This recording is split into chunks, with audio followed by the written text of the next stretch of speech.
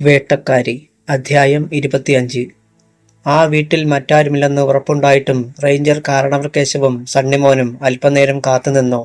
മറ്റുള്ള വീടുകൾ കുറച്ചു താഴെയാണ്. എങ്കിലും പരിസരത്ത് ആരെങ്കിലുമുണ്ടോ എന്നറിയണമല്ലോ. സണ്ണി, കാരണവർ വിളിച്ചു. പുറത്തേക്കുള്ള വാതിലോ ജനലോ തുറന്നു കിടപ്പുണ്ടോ എന്ന് നോക്ക്. സണ്ണിമോൻ വീടിനെ വലം വെച്ച് പുറകിലേക്ക് പോയി. അയാളെ കണ്ടിട്ടാകണം അവിടെയുണ്ടായിരുന്ന പോത്തുകൾ വിരണ്ടതുപോലെ ശബ്ദമുണ്ടാക്കി. മറുഭാഗത്തുകൂടി അയാൾ കാരണവരുടെ അരികിൽ മടങ്ങിയെത്തി. ഒന്നുമില്ല സാറേ. എങ്കിൽ വേറെ മാർഗം നോക്കാം. കാരണവർ തിരിഞ്ഞു. Section forest officer Reji T Thomas മുറി പൂട്ടി ഓഫീസിലേക്ക് പോകാനായി പുറത്തു വന്നു. ബൈക്കിലേക്ക് കയറാൻ ഭാവിച്ചതും അയാളുടെ നെറ്റി ചുളിഞ്ഞു. അതിന്റെ ഫ്രണ്ട് വീൽ പഞ്ചർ. റെജിയുടെ കണ്ണുകൾ പിന്നിലെ ടയറിൽ പതിഞ്ഞു. അയാളുടെ കണ്ണുകൾ കുറുകി. ആ ടയറിലും കാറ്റില്ല. ഇതാരോ ചെയ്തതാണെന്ന് അയാൾക്ക് മനസ്സിലായി. പക്ഷെ ഇവിടെ തനിക്ക് ശത്രുക്കളാരുമില്ലല്ലോ എന്ന് അയാൾ ഓർത്തു. പെട്ടെന്ന് റെജി ടി തോമസിന്റെ സെൽഫോൺ ശബ്ദിച്ചു. അയാൾ അതെടുത്ത് നോക്കി. റേഞ്ചർ കാരണവർ Keshav. Sir, Reji call attend ചെയ്തു. താൻ എത്താറായില്ലേ? കാരണവരുടെ ശബ്ദം. ഇറങ്ങിയതാണ് സാർ, പക്ഷേ ബൈക്കിന്റെ ടയറുകളിൽ കാറ്റില്ല. ഓ, എങ്കിൽ താനത് ശരിയാക്കിയിട്ട് വന്നാ മതി. ഇന്ന് ആ മാനിന്റെ കേസ് കൈകാര്യം ചെയ്യണമായിരുന്നു. റെജിയുടെ തലച്ചോറിൽ ഒരു പഴുതാര ഇഴഞ്ഞു. കാരണവർ എങ്ങനെയാണ് ആ കേസ് കൈകാര്യം ചെയ്യുന്നതെന്ന് അയാൾക്കറിയണമെന്നുണ്ട്. എത്രയും വേഗം ഞാൻ എത്താം സാർ. റെജി പറഞ്ഞു തീരും മുമ്പ് കാരണവർ കോൾ മുറിച്ചു കഴിഞ്ഞു. ആ ക്ഷണം റെജി ടി തോമസിന് ഒരു സംശയം മണത്തു. തലേന്ന് കാരണവർക്ക് തന്നോട് നീരസമുണ്ടായത് അയാൾ ഓർത്തു. ഒരു പക്ഷേ ഈ കേസിൽ തന്നെ ഉൾപ്പെടുത്താതിരിക്കാൻ കാരണവർ തന്നെ ബൈക്കിന്റെ കാറ്റ് അഴിപ്പിച്ചു വിട്ടതാകുമോ? അങ്ങനെ സംഭവിക്കാനുള്ള സാധ്യത തള്ളിക്കളയാനാവില്ലെന്ന് റെജിക്ക് തോന്നി. തിടുക്കത്തിൽ അയാൾ അവിടെ നിന്ന് റോഡിലേക്ക് ഇറങ്ങി. കിട്ടുന്ന വാഹനത്തിൽ ഓഫീസിലെത്തണം. നാച്ചിവയൽ ഫോറസ്റ്റിന്റെ 2 വാഹനങ്ങൾ അവിടെ വന്ന് ബ്രേക്കിട്ടു. ഒന്നിൽ നിന്ന് കാരണവർ കേശവും 3 ഫോറസ്റ്റ് ജീവനക്കാരും ഇറങ്ങി. അടുത്തതിൽ നിന്ന് ഫോറസ്റ്റ് വെറ്റിനറി സർജനും 2 അറ്റൻഡർമാരും. തങ്കനും വേലും അവിടെ കാത്തു നിന്നിരുന്നു. എവിടെയാ? ഒന്നും അറിയാത്തതുപോലെ കാരണവർ അവരെ നോക്കി.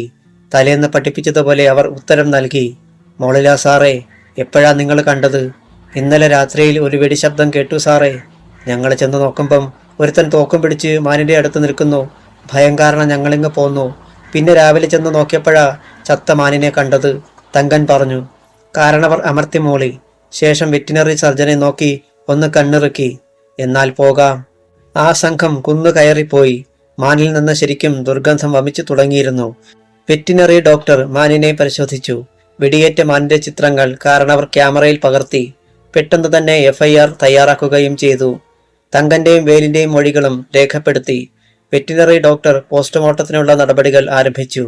വെടിവെച്ചവനെ കണ്ടാൽ നിങ്ങൾക്ക് തിരിച്ചറിയാൻ കഴിയുമോ? കാരണവർ വേലിനെയും തങ്കനെയും നോക്കി. അറിയാൻ പറ്റും സാറേ. ഞങ്ങൾ അയാളെ ആദ്യം കാണുകയാ. വേൽ നാവനക്കി. അതെങ്ങനെ? രാത്രിയായിരുന്നില്ലേ? കാരണവർ സംശയം ഭാവിച്ചു. ഒരുപാട് ഇരുട്ടിയിരുന്നില്ല സാറേ. ഒരു 7-7:30. മാത്രമല്ല അയാൾ ഒരു ബീഡി കത്തിക്കുകയും ചെയ്തു. ആ വെളിച്ചത്തിൽ ഞങ്ങൾ ആ മുഖം ശരിക്കു കണ്ടു. കാരണവർക്ക് തൃപ്തിയായി. മാനിനെ വെടിവെച്ചവനെ കണ്ടെത്താൻ ഞങ്ങളെ സഹായിക്കേണ്ടി വരും. ബുദ്ധിമുട്ടുണ്ടോ? ഇല്ല സാറേ. തങ്കനും വേലുവും തലകുലുക്കി. സർജൻ പോസ്റ്റ്മോർട്ടം പൂർത്തിയാക്കി. കാരണവർ പറഞ്ഞതനുസരിച്ച് തങ്കൻ ഒരു കുന്താലിയും മൺമട്ടിയും കൊണ്ടുവന്നു. ഫോറസ്റ്റ് ജീവനക്കാരിൽ ഒരാൾ റോഡിൽ കിടന്നിരുന്ന ബൊലേറോയിൽ നിന്ന് ഒരു കന്നാസ് പെട്രോളും കൊണ്ടുവന്നു. വേൽ ഒരു കുഴിയെടുക്കാൻ തുടങ്ങി. ആ സമയത്താണ് section forest officer Reji T Thomas കുന്നുകയറി വന്നത്. അയാളെ കണ്ട് കാരണവർ കേശവ് നെറ്റിച്ചുടിച്ചു. താനെന്തിനാ ഇപ്പോൾ വന്നത്? ശബ്ദത്തിൽ നീരസം തങ്ങിയിരുന്നു. അല്ല, സാറ് വിളിച്ചപ്പോൾ പറഞ്ഞിരുന്നല്ലോ. കാരണവർ കനത്തിൽ മൂളി. ചത്ത മാനിന്റെ ശരീരത്തിൽ ചോരപ്പാട് കണ്ട് റെജി സംശയിച്ചു. സാർ, നമ്മൾ ഇന്നലെ... ബാക്കി പറയാൻ സമ്മതിച്ചില്ല കാരണവർ. ഒറ്റ നോട്ടത്തിൽ റെജിയെ നിശബ്ദനാക്കി. വേൽ കുഴിയെടുത്തു കഴിഞ്ഞു. പിന്നെ തങ്കനും അയാളും ചേർന്ന് മാനിന്റെ ജഡം കുഴിയിലേക്ക് വലിച്ചിട്ടു. ഫോറസ്റ്റ് ഗാർഡ് അതിനു മീതെ പെട്രോൾ ഒഴിച്ച് തീയിട്ടു. ആൾവലിപ്പത്തിൽ തീ ഉയർന്നു പൊങ്ങി. എല്ലാവരും പിന്നോട്ട് മാറി നിന്നു. റെജി ടി തോമസിനെ ഒരു ഭാഗത്തേക്ക് കാരണവർ മാറ്റി നിർത്തി. എന്നിട്ട് ശബ്ദം താഴ്ത്തി. ഇന്നലെ നമ്മൾ ഇവിടെ വന്നിരുന്നു എന്നത് നേര്. എന്നാൽ അതിനി ആരുടെ മുന്നിലും പറയാൻ നിൽക്കണ്ട. ഈ കേസ് എങ്ങനെ ഹാൻഡിൽ ചെയ്യണമെന്ന് ഞാൻ തീരുമാനിക്കും. അണ്ടർസ്റ്റാൻഡ്? സാർ. അനുസരിക്കുകയെ സെക്ഷൻ ഫോറസ്റ്റ് ഓഫീസർക്ക് നിവൃത്തിയുണ്ടായിരുന്നുള്ളൂ. മാനിന്റെ ശരീരം ഏതാണ്ട് പകുതിയോളം കത്തിയെരിഞ്ഞപ്പോൾ കാരണവർ ആദിവാസി യുവാക്കൾക്ക് നിർദ്ദേശം നൽകി. ഇനി മണ്ണിട്ട് മൂടിയേര്. അവർ അങ്ങനെ ചെയ്തു. പിന്നെ പച്ചമണ്ണിന്റെ പുറത്ത് കുറെ കല്ലുകൾ പെറുക്കി വെച്ചു. തുടർന്ന് ആ സംഘം കുന്നിറങ്ങാൻ തുടങ്ങി. Forest office. കാരണവർ കേശവ് പഴയ ഫയലുകൾ തപ്പിയെടുക്കാൻ ബീറ്റ് ഫോറസ്റ്റ് ഉദ്യോഗസ്ഥർക്ക് നിർദ്ദേശം നൽകി. എത്ര വർഷം പിന്നോട്ട് പോയാലും മറയൂർ, കാന്തല്ലൂർ ഭാഗങ്ങളിലുണ്ടായിരുന്ന കള്ളവേട്ടക്കാരുടെ ലിസ്റ്റ് എടുക്കണം. ചന്ദനം കള്ളക്കടത്തുകാരുടെ പേരുകളും കളക്ട് ചെയ്തോ. അവരിൽ എത്ര പേർ ഇപ്പോൾ ജീവിച്ചിരിപ്പുണ്ട് എന്നതിന്റെയും ഒരു പട്ടിക തയ്യാറാക്കണം സാർ. ബീറ്റ് ഫോറസ്റ്റ് ഉദ്യോഗസ്ഥർ തിരച്ചിൽ തുടങ്ങി. അവരിലൊരാൾ ഫയർ റൂമിനുള്ളിൽ നിന്ന് section forest officer Reji T തോമസിന് മെസ്സേജ് അയച്ചു. കാരണവരുടെ കൽപ്പന എന്തൊക്കെയാണ് എന്ന വിവരമായിരുന്നു അത്. മെസ്സേജ് വായിച്ചു നോക്കിയ റെജിക്ക് കാരണവരുടെ നീക്കത്തിൽ നേരിയ സന്ദേഹം തോന്നി. ചന്തയിലെ കച്ചവടം കഴിഞ്ഞ് മടങ്ങുകയായിരുന്നു സൂര്യകാന്തിയും പരമശിവയും. വീട്ടിലേക്കുള്ള കയറ്റം കയറാൻ തുടങ്ങിയപ്പോൾ താഴെയുള്ള വീട്ടിലെ ഒരാൾ ഓട്ടോയ്ക്ക് കൈ കാണിച്ചു. പരമശിവയുമായി ഏറെ അടുപ്പമുള്ള ആളായിരുന്നു അത്. സൂര്യകാന്തി പെട്ടി ഓട്ടോ നിർത്തി. എന്താ മുനിയാണ്ടി? പരമശിവ തല പുറത്തേക്ക് നീട്ടി. ചുറ്റും ഒന്ന് നോക്കിയിട്ട് മുനിയാണ്ടി അടക്കം പറഞ്ഞു. വെളുപ്പിന് നിങ്ങൾ ചന്തയ്ക്ക് പോയി കഴിഞ്ഞ് രണ്ടുപേര് നിങ്ങളുടെ വീട്ടിൽ വന്നു. ബൈക്കിലാ വന്നത്. ആര്? സൂര്യകാന്തിക്ക് സംശയമായി. നിങ്ങൾ അവിടെ ഇല്ലെന്ന് എനിക്കറിയാമല്ലോ. അവര് തിരിച്ചു വരാൻ താമസിക്കുന്നത് കണ്ടപ്പോൾ ഞാൻ പതുക്കെ അങ്ങോട്ട് കയറിച്ചെന്നു, മുനിയാണ്ടി പറഞ്ഞു. എന്നിട്ട് അരുതാത്തതെന്തോ ഉണ്ടായെന്ന് പരമശിവയ്ക്ക് ഉറപ്പായി. വല്ല കള്ളന്മാരുമായിരുന്നോ? അല്ല, അതല്ല രസം. ഞാൻ മുകളിൽ ചെന്നപ്പോഴേക്കും അവർ തിരിച്ചിറങ്ങുന്നു. ഞാനൊരു വാഴയ്ക്ക് മറഞ്ഞു നിന്നത് കൊണ്ട് എന്നെ അവർ കണ്ടില്ല. ഹോ, ആരാണെന്ന് പറ ചേട്ടാ. സൂര്യകാന്തി അസ്വസ്ഥയായി. അത് റേഞ്ചർ സാറും പിന്നെ ആ ഡ്രൈവറില്ലേ സണ്ണിമോനും, അയാളും കൂടെയായിരുന്നു. കാരണവർ കേശവും സണ്ണിമോനും. സൂര്യകാന്തിയുടെ തലപെരുത്തു. ആരുമില്ലാത്ത സമയം നോക്കി അവർ വരണമെങ്കിൽ അതിനു പിന്നിൽ ഗൂഢലക്ഷ്യമുണ്ടെന്ന് തീർച്ച. മോളെ, പരമശിവ പാർവശ്യത്തോടെ സൂര്യകാന്തിയെ നോക്കി. ശരി ചേട്ടാ, ഞങ്ങളൊന്ന് നോക്കട്ടെ, മുനിയാണ്ടിയോട് പറഞ്ഞിട്ട് സൂര്യകാന്തി തിടുക്കത്തിൽ ഓട്ടോ പായിച്ചു. മുറ്റത്ത് ചെന്ന് നിന്നതും അവൾ ചാടിയിറങ്ങി. പുലിയും കുഞ്ഞുങ്ങളും കാത്തുകിടക്കുകയായിരുന്നു. അവൾ വേഗം കരുതി വെച്ചിരുന്ന ഇറച്ചി കഷ്ണങ്ങൾ അവയ്ക്ക് മുന്നിൽ വിതറി. പിന്നെ തള്ളപ്പുലിയുടെ ശിരസിൽ ഒന്ന് തടവി. അമ്മോ, തിന്നിട്ട് വേഗം പൊയ്ക്കോണേ. കാരണവർ പിന്തുടർന്നു വന്നാൽ അവറ്റകളെ കാണാൻ പാടില്ലല്ലോ. സൂര്യകാന്തി മിന്നൽ വേഗത്തിൽ വീടിന്റെ മുൻഭാഗത്തെത്തി. പരമശിവ അവിടെ തിരച്ചിൽ തുടങ്ങിയിരുന്നു. പക്ഷേ വീടിനുള്ളിലും പരിസരത്തും ഒന്നും കണ്ടെത്താൻ കഴിഞ്ഞില്ല. നമ്മളിവിടെ ഉണ്ടെന്ന് കരുതിയിട്ടാവും അവര് വന്നത്. വെറുതെ പേടിച്ചുപോയി. പരമശിവ ആശ്വാസം കൊണ്ടു. എന്നാൽ സൂര്യകാന്തിയുടെ സംശയം മാറിയില്ല. അങ്ങനെ അവരിവിടെ വരുമെന്ന് എനിക്ക് തോന്നുന്നില്ല അച്ഛാ. അവൾ തലകുടഞ്ഞു. നമ്മൾ പുലർച്ചെ ചന്തയ്ക്ക് പോകുമെന്ന് അവർക്കറിയാം. എന്നിട്ടും ഇവിടെ വന്ന് കുറെ നേരം ചെലവഴിക്കണമെങ്കിൽ അവൾ പൂർത്തിയാക്കിയില്ല. കാക്കദൃഷ്ടി എന്ന വണ്ണം അവളുടെ കണ്ണുകൾ ചുറ്റും പരതിക്കൊണ്ടിരുന്നു. അല്ല, നേരത്തെ പറഞ്ഞ വേട്ടക്കാര്യം ഒന്നുകൂടി പറയാൻ വന്നതാണെങ്കിലോ? പരമശിവ തർക്കിച്ചു. ഒട്ടും സാധ്യതയില്ല. സൂര്യകാന്തിയുടെ കണ്ണുകൾ തടിയിൽ ഉയർത്തി വെച്ചിരിക്കുന്ന പഴയ കോഴിക്കൂട്ടിൽ പതിഞ്ഞു. 2 വർഷത്തോളമായി കോഴിയെ വളർത്താറില്ല. കാട്ടുമൃഗങ്ങൾ കോഴിയെ പിടിച്ചുകൊണ്ടു പോകാതിരിക്കാനാണ് കൂട് ഉയർത്തി വെച്ചിരുന്നത്. അവൾ അങ്ങോട്ട് ചെന്നു. ഒരു സ്ഥലവും പരിശോധിക്കാതെ വിട്ടുകൂടാ.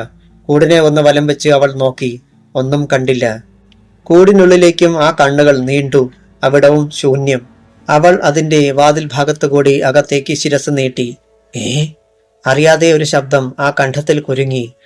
പെട്ടെന്നാരും ശ്രദ്ധിക്കാത്ത ഭാഗത്ത് കൂടിന്റെ നീളൻ ഭാഗത്തിന്റെ അടിത്തട്ടിനോട് ചേർന്ന് ഒരു ചാക്കുകെട്ട് ഇരിക്കുന്നു. അച്ഛാ, പരമശിവ വിളിച്ചുകൊണ്ട് അവൾ ആ നീളൻ ചാക്കുകെട്ട് വലിച്ചിറക്കി. എന്താ മോളെ അത്?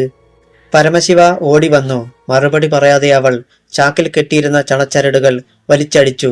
ശേഷം ചാക്ക് വിടർത്തി. അമ്പരപ്പിന്റെ ഒരു ശബ്ദം ഇരുവരിൽ നിന്നും ഉണ്ടായി. ചാക്കിനുള്ളിൽ ഒരു തോക്ക്, ഡബിൾ ബാരൽ ഗൺ, പിന്നെ ഏതാനും വെടിയുണ്ടകളും. മോളെ, പരമശിവയ്ക്ക് ബാക്കി പറയാൻ കഴിഞ്ഞില്ല. സൂര്യകാന്തിയുടെ മുഖം മുറുകി. ചതിയന്മാർ. അവൾ വീണ്ടും തോക്ക് ചാക്കിൽ പൊതിഞ്ഞു.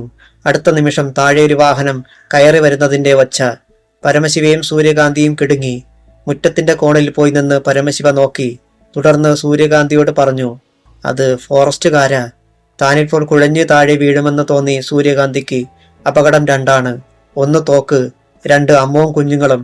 അവൾ പകച്ചു.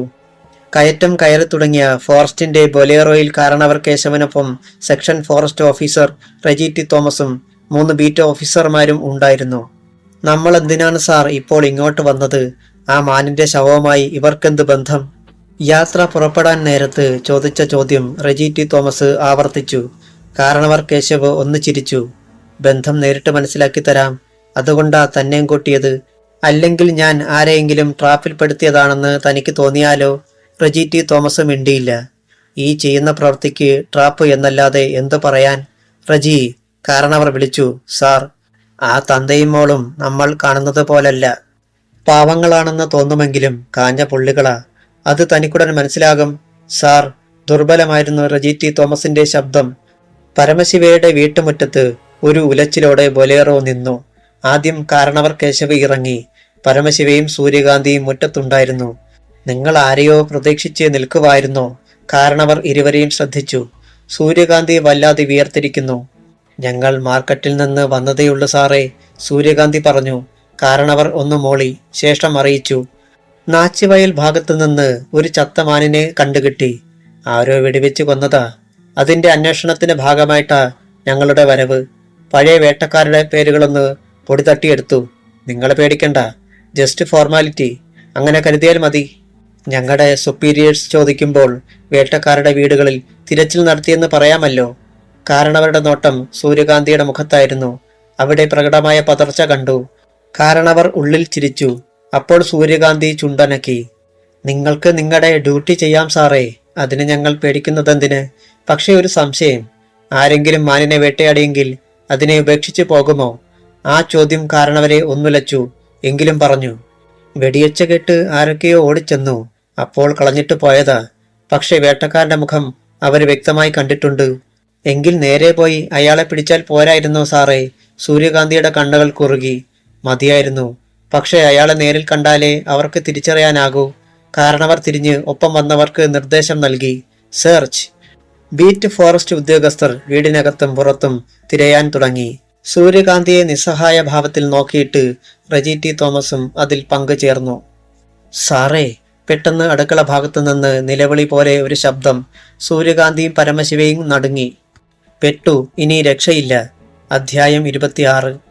തൻ്റൊപ്പം വന്ന ഒരു ബീറ്റ് ഫോറസ്റ്റ് ഉദ്യോഗസ്ഥന്റെ ശബ്ദമാണതെന്ന് കാരണവർ കേശവ് തിരിച്ചറിഞ്ഞു. എന്താടോ? മിന്നൽ വേഗത്തിൽ അയാൾ അടുക്കള ഭാഗത്തേക്ക് പാഞ്ഞു. പരമശിവയും സൂര്യകാന്തിയും ശ്വാസം നഷ്ടപ്പെട്ടതുപോലെ നിൽക്കുകയാണ്. പരമശിവ ദയനീയമായി മകളെ നോക്കി. അവളുടെ കണ്ണുകൾ നിറയുന്നത് അയാൾ കണ്ടു. കാരണവർ കേശവ് ബീറ്റ് ഫോറസ്റ്റ് ഉദ്യോഗസ്ഥന്റെ അടുത്തെത്തി. വീടിനുള്ളിൽ തിരയുകയായിരുന്ന section officer Reji T Thomas ഉൾപ്പെടെയുള്ളവരും അവിടേക്ക് ഓടി വന്നു. നിലവിളിച്ച ഉദ്യോഗസ്ഥൻ എന്തോ കണ്ട് ഭയന്ന പോലെ വല്ലാതെ കിതയ്ക്കുന്നു. എന്താടോ? കാരണവർ അയാളെ തുറച്ചു നോക്കി. മറുപടി നൽകാൻ കഴിയാതെ അയാൾ വനത്തിനു നേർക്ക് കൈ ചൂണ്ടി. കാരണവർ മാത്രമല്ല, മറ്റുള്ളവരും അവിടേക്ക് തിരിഞ്ഞു. പക്ഷേ ഒന്നും കണ്ടില്ല. വായും പൊളിച്ചു നിന്ന് ആംഗ്യം കാണിക്കാതെ എന്താന്ന് വെച്ചാൽ പറയടോ. കാരണവർക്ക് ദേഷ്യം വന്നു. അവിടെ അയാൾ വല്ലവിധേനയും ചുണ്ടനക്കി. ഒരു പുലിയും കുഞ്ഞുങ്ങളും. കരുതലോടെ കാരണവർ ഏതാനും അടികൾ മുന്നോട്ട് വെച്ചു. ഒന്നുമില്ല. പുലി, ഓപ്പ്, ഈ പട്ടാപ്പകൽ ഫാമിലിയായി പുലി വിരുന്ന് വന്നതാണോടാ? ഞാൻ കണ്ടതാ സാറേ, സത്യം. ഒരു മിന്നായം പോലെ പെട്ടെന്ന് കാട്ടിൽ മറഞ്ഞു. റെജി വിളിച്ചുകൊണ്ട് കാരണവർ മുന്നിൽ നടന്നു. പുറകെ സംശയത്തോടെ റെജി ടി തോമസും പോയി. എന്നാൽ കണ്ണുകൾ എത്തപ്പെടുന്ന അകലം വരെ വനത്തിൽ ഒന്നും കണ്ടില്ല. അവർ മടങ്ങി വന്നു. കണ്ടോ സാറേ? ബീറ്റ് ഫോറസ്റ്റ് ഉദ്യോഗസ്ഥൻ ആകാംക്ഷയോടെ ചോദിച്ചു. കണ്ടു. അടുത്ത ആഴ്ച വരാമെന്ന് പറഞ്ഞു. അപ്പോൾ നല്ല മട്ടൻ ബിരിയാണി ഉണ്ടാക്കി വെച്ചേക്കണമെന്ന് കാരണവർ പരിഹസിച്ചു. ഉദ്യോഗസ്ഥന്റെ മുഖം കുനിഞ്ഞു. താൻ കണ്ടത് പുലിയെയും കുഞ്ഞുങ്ങളെയുമാണെന്ന് അയാൾക്കുറപ്പുണ്ടായിരുന്നു. പക്ഷേ അതിവരോട് പറഞ്ഞിട്ട് കാര്യമില്ല. അവരുടെ സംസാരം പരമശിവയും സൂര്യകാന്തിയും കേൾക്കുന്നുണ്ടായിരുന്നു. ഇരുവർക്കും ആശ്വാസമായി. ഫോറസ്റ്റ് സംഘം തിരച്ചിൽ തുടർന്നു. കാരണവർ കേശവ് വീണ്ടും വീടിന്റെ മുന്നിലെത്തുകയും തിണ്ണയിൽ കിടന്ന കസേരയിൽ ഇരിക്കുകയും ചെയ്തു. ഇതൊന്നും തങ്ങളെ ബാധിക്കുന്ന വിഷയമല്ല എന്ന ഭാവത്തിൽ പരമശിവയും സൂര്യകാന്തിയും തിണ്ണയുടെ കോണിലിരുന്നു. കാരണവർ ഒരു സിഗരറ്റിനെ തീ കൊളുത്തിക്കൊണ്ട് മറ്റൊരെണ്ണം പരമശിവയ്ക്ക് നൽകി. ഇന്നാടോ? വേണ്ട സാറേ. നിങ്ങളുടെ പോത്തുകളെ ഏതെങ്കിലും വന്യമൃഗം ആക്രമിച്ചിട്ടുണ്ടോ? ഇല്ല. മറുപടി പറഞ്ഞത് സൂര്യകാന്തിയാണ്.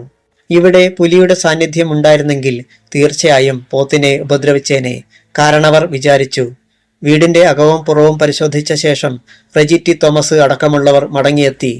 ഒന്നും കിട്ടിയില്ല സാർ, റെജി അറിയിച്ചു. കാരണവർ കനത്തിൽ മോളി. കുന്തം പോയാൽ കുടത്തിലും തപ്പണമെന്നല്ലേ? പരിസരം കൂടി നോക്കിയേര്. ഒഴുക്കൻ മട്ടിൽ അയാൾ നിർദ്ദേശം നൽകി. ഉദ്യോഗസ്ഥർ ചുറ്റുപാടും തിരയാൻ ആരംഭിച്ചു. പണ്ട് നിങ്ങൾ വേട്ടയാടിയിരുന്നല്ലോ, ആ തോക്കെന്തിയെ? കാരണവരുടെ കണ്ണുകൾ പരമശിവയിൽ ഉടക്കി. ലൈസൻസ് ഇല്ലാത്ത തോക്കല്ലായിരുന്നോ സാറേ? വേട്ട നിർത്തിയപ്പോ അതങ്ങ് കളഞ്ഞു. വെറുതെ പൊല്ലാപ്പ് പിടിക്കണ്ടല്ലോ, പരമശിവ പതറാതെ അറിയിച്ചു. എവിടാ കളഞ്ഞത്? കോവിൽക്കടവിൽ പാമ്പാറിലേക്ക് വലിച്ചെറിയുകയായിരുന്നു. കാരണവർ എരിഞ്ഞു തീർന്ന സിഗരറ്റ് കുറ്റി വിരലുകൾക്കിടയിൽ വെച്ച് മുറ്റത്തേക്ക് തെറിപ്പിച്ചു. 15 മിനിറ്റ് പരിസരവും അരിച്ചുപെറുക്കി ഫോറസ്റ്റ് സംഘം തിരിച്ചെത്തി. ഒന്നും കിട്ടിയില്ല അല്ലേ? കാരണവർ എഴുന്നേറ്റു. ഇല്ല സാർ. കാരണവർ മുറ്റത്തിറങ്ങി. പോകാം. എന്നാൽ ബൊലേറോയ്ക്കടുത്തേക്ക് 2 ചുവട് വെച്ചിട്ട് അയാൾ പെട്ടെന്ന് നിന്നു. അതെന്താ പരമശിവേ, കോഴിക്കൂടാണോ? അയാൾ കൈ ചൂണ്ടി. അതെ സാറേ. അതിൽ കോഴിയൊന്നുമില്ലേ? ഇല്ല. കാരണവർ ബീറ്റ് ഫോറസ്റ്റ് ഓഫീസർക്ക് നേരെ തിരിഞ്ഞു. ആ കൂടിനകത്തുകൂടി ഒന്ന് നോക്കിയേരി. തങ്ങൾക്ക് സംശയം തോന്നാതിരിക്കാനാണ് ഇത്രയും നേരം കാരണവർ നാടകം കളിച്ചതെന്ന് സൂര്യകാന്തിക്ക് ബോധ്യമായി. 2 പേർ കോഴിക്കൂടിനു സമീപം ചെന്ന് അകവും പുറവും തിരഞ്ഞു. അവർക്ക് ഒന്നും കണ്ടെത്താനായില്ല. ഒന്നുമില്ലേ? കാരണവരുടെ ശബ്ദം വല്ലാതെ ഉയർന്നു. ഇല്ല സാർ. അത് വിശ്വസിക്കാനാവാതെ കാരണവർ നേരിട്ട് ചെന്ന് പരിശോധിച്ചു. അയാളുടെ മുഖം അടിയേറ്റതുപോലെയായി. തങ്ങൾ രാവിലെ ഇതിനുള്ളിൽ കൊണ്ടുവച്ച തോക്കെവിടെ? പകയോടെ വെട്ടിത്തിരിഞ്ഞ് അയാൾ പരമശിവയെയും സൂര്യകാന്തിയെയും നോക്കി. എന്തു പറ്റി സാറേ? സൂര്യകാന്തി അജ്ഞത നടിച്ചു. കാരണവർ ചീറിക്കൊണ്ട് തിരിഞ്ഞു വന്നു. അവിടെ ഇരുന്ന തോക്കെന്തിയേടി? തോക്കോ? സൂര്യകാന്തിക്ക് ചിരി വന്നു. സാറെന്താ വല്ല സ്വപ്നവും കണ്ടോ? അതോ സാറ് കോഴിക്കോട്ടിൽ തോക്ക് കൊണ്ടുവച്ചോ? കാരണവർ പെട്ടെന്ന് രോഷമടക്കി. ഞാൻ തോക്ക് കൊണ്ട് വെച്ചെന്നോ? അല്ല, സാറിന്റെ ഭാവം കണ്ടപ്പോൾ എനിക്കങ്ങനെ തോന്നിപ്പോയി. സൂര്യകാന്തി അയാളിൽ നിന്ന് ദൃഷ്ടി മാറ്റിയില്ല. കാരണവരുടെ ഓരോ ഭാവവും ശ്രദ്ധിക്കുകയായിരുന്നു റെജി തോമസ്. ഇപ്പോൾ അയാൾക്കും സംശയമായി. റേഞ്ചർ സാർ ഇവിടെ തോക്കുകൊണ്ട് വെച്ചോ? കാരണവർ ശാന്തത നടിച്ചു. അല്ല കാന്തി, എനിക്കൊരു അനോണിമസ് കോൾ വന്നിരുന്നു. ഈ കോഴിക്കോട്ടിൽ നിങ്ങൾ തോക്ക് ഒളിപ്പിച്ചിട്ടുണ്ടെന്ന്. അതായിരുന്നോ കാര്യം? ഇത്തവണ സൂര്യകാന്തി പൊട്ടിച്ചിരിച്ചു. എങ്കിൽ പിന്നെ വെറുതെ മറ്റുള്ളിടത്ത് തെരഞ്ഞ് സമയം കളയാതെ സാറിന് നേരെ അവിടെ പോയി നോക്കിയാൽ പോരായിരുന്നോ? കാരണവർക്ക് മറുപടിയില്ലായിരുന്നു. അയാൾ വേഗം ബൊലേറോയുടെ കോ ഡ്രൈവർ സീറ്റിൽ കയറി. അതിനിടെ ഓർമ്മപ്പെടുത്തുകയും ചെയ്തു. പരമശിവേ, താൻ തോക്ക് നദിയിൽ എറിഞ്ഞു കളഞ്ഞെന്ന് ഞാൻ വിശ്വസിച്ചിട്ടില്ല കേട്ടോ. ഇവിടെയെങ്ങാനും അത് വെച്ചിട്ടുണ്ടെങ്കിൽ എടുത്തു തരുന്നതാ നല്ലത്. കളഞ്ഞ സാധനം ഞാൻ എവിടെ പോയി എടുക്കാനാ സാറേ? മാത്രമല്ല, വർഷങ്ങൾ എത്രയോ കഴിഞ്ഞിരിക്കുന്നു. ഒരുപാട് പാറയിടുക്കുകളും കുത്തൊഴുക്കുകളുമുള്ള നദിയാ. തോക്കിപ്പോൾ തുരുമ്പെടുത്ത് തവിട് പരുവത്തിലായി ഒഴുകിപ്പോയി കാണും. ഭവ്യത കൈവിടാതെയാണ് പരമശിവ പറഞ്ഞത്.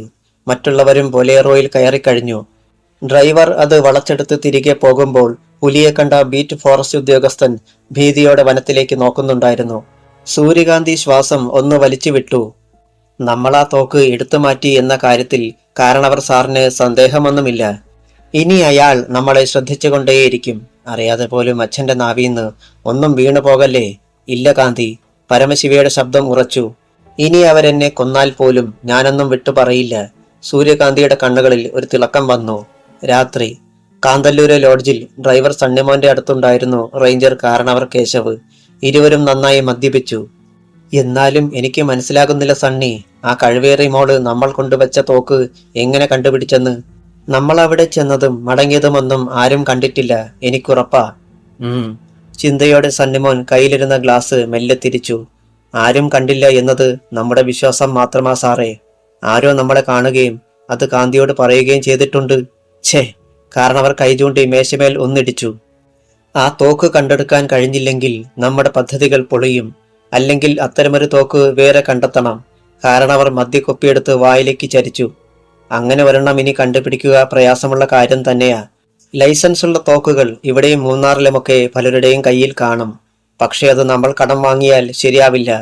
കാരണം തൊണ്ടി സാധനം കോടതിയിൽ സമർപ്പിക്കണ്ടേ? സണ്ണിമോൻ പറയുന്നത് സത്യമാണ്. അല്ലെങ്കിൽ ചിറ്റാറിൽ നിന്ന് നാളെ വരുന്ന സുഹൃത്തുക്കളെ അതിന് ഏർപ്പാട് ചെയ്യണം. എന്നാൽ അതിലുമുണ്ട് കുഴപ്പം. ഇലക്ഷൻ കാലമായതുകൊണ്ട് കള്ളപ്പണം പിടിക്കാൻ പോലീസും വിജിലൻസും അടക്കം വാഹനങ്ങൾ അരിച്ചു പെറുക്കുന്നുണ്ട്. മാത്രമല്ല, ലൈസൻസുള്ള തോക്കുകൾ സറണ്ടർ ചെയ്യാൻ കളക്ടർമാരുടെ ഉത്തരവുമുണ്ട്. തലച്ചോറ് പുകഞ്ഞു കത്തുന്നത് പോലെ തോന്നി കാരണവർ കേശവിന്. മറയൂരിൽ എത്തുന്നതുവരെ തന്റെ കണക്കുകൂട്ടലുകൾ ഒരിടത്തും പിഴച്ചിട്ടില്ല. പക്ഷേ ഇവിടെ അടിക്കടി പരാജയങ്ങൾ. അതെല്ലാം അവസാനം ചെന്നെത്തുന്നത് സൂര്യകാന്തിയിലും.